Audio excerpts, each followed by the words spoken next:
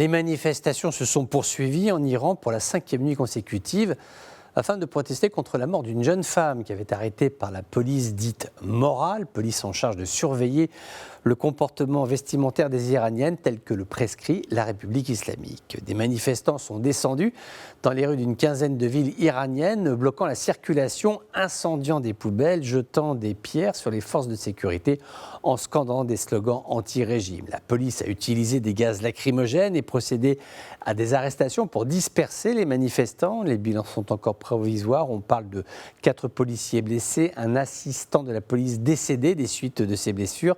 Dans la ville de Shiraz, des manifestants auraient été tués, plusieurs dizaines d'autres arrêtés durant ces troubles qui sont les plus violents depuis les affrontements de l'année dernière en raison des pénuries d'eau. Les forces de sécurité iraniennes ont traité les cortèges de manifestants avec violence, ce qui a provoqué l'indignation des Nations Unies, la condamnation de Washington et de Paris.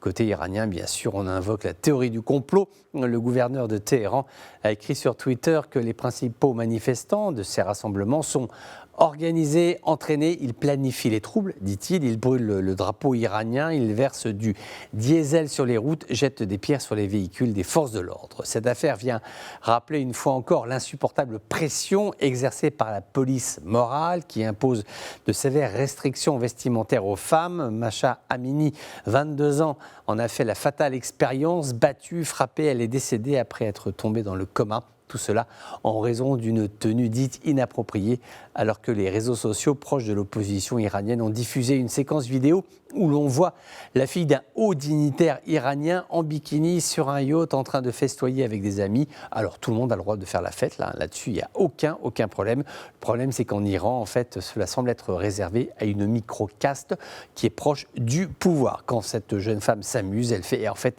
exactement l'inverse de la propagande du régime. Donc voilà, on peut comprendre que la population descende dans les rues et n'ait pas peur d'être arrêtée ou d'être jetée en prison. De quel droit un régime, de quelque nature que ce soit, de quelque religion que ce soit, peut-il ordonner aux femmes de s'habiller comme ceci plutôt que comme cela? Ceci témoigne d'une immense désapprobation, un mépris, comme si le fait de proclamer des lois pour les femmes, pour qu'elles puissent s'habiller correctement, comme si c'était acceptable, à force d'insulter le peuple iranien. Voilà ce qui se passe. Celui-ci a commencé à se révolter.